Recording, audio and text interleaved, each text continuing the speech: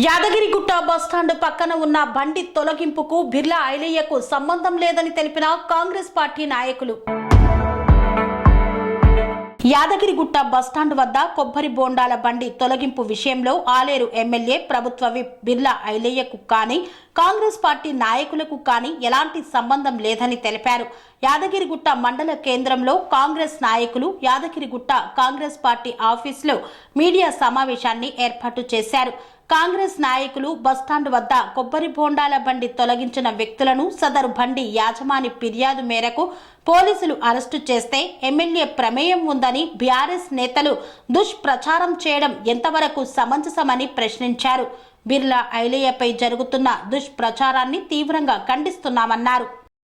Yadagirigutta municipality పరిధిలో ఒక మామూలు పేద మధ్యతరగతి కుటుంబీకులు రోడ్డు పైన తోపుడు బండి పెట్టుకొని కొబ్బరి బొండ షాపులో మిర్చి బండి పెట్టుకొని వ్యాపారం చేస్తున్న వ్యాపారస్తుల పైన ఒక టీఆర్ఎస్ పార్టీ కార్యకర్తలని చెప్పుకున్న నాయకులు ఒక రూముల నింపే వ్యక్తులు కొంతమంది ఏది క్రాంతి యూత్ అని చెప్పి యువకులు వాళ్ళు ఆ కొబ్బరి బొండల షాపుల మధ్య జరిగిన వివాదాన్ని ఈరోజు మన మాజీ ఎమ్మెల్యే భర్త గొంగిడి మహేందర్ రెడ్డి, టీఆర్ఎస్ పార్టీ మండల పార్టీ అధ్యక్షుడు కర్ర వెంకటయ్య గారు రాజకీయం చేసి ఎమ్మెల్యే పైన బుద్ధ చెల్లే ప్రయత్నం చేస్తారు. ఎందుకంటే ఇక్కడ నిజాలు నిరూపించాలి. కర్ర వెంకటయ్య అయినా సరే, గొంగిడి మహేందర్ రెడ్డి అయినా సరే, ఇక్కడ ఏం జరిగింది అసలుకు దాన్ని నిరూపించిన తర్వాత మాట్లాడాలి. అంతేకాకుండా పట్టణంలోని మన బస్టాండ్ ఆవరణలో తెలంగాణ తల్లి విగ్రహం దగ్గర ఒక కొబ్బరి బొండంలా అమ్ముకునే ఒక లక్ష్మి అనే అమ్మాయి దగ్గర సుమారుగా వాళ్ళు ఇక్కడ ఈ గవర్నమెంట్ వచ్చినాక కాదు వన్లు పెట్టుకున్నది. గత 15 సంవత్సరాల కింద వాళ్ళు అక్కడనే జీవనోపాధి గడుపుకుంటున్నారు.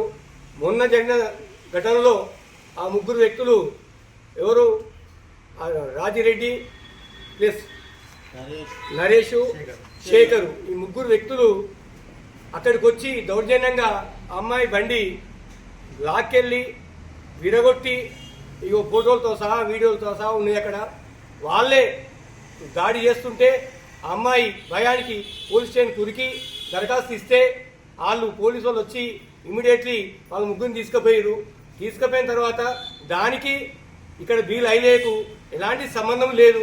ఎందుకంటే వాళ్ళు చేసిన వాళ్ళు ఆయన నిన్న Sun Life multi speciality hospital ప్రజలకు నిరంతర వైద్య సేవలు అందిస్తున్న హాస్పిటల్.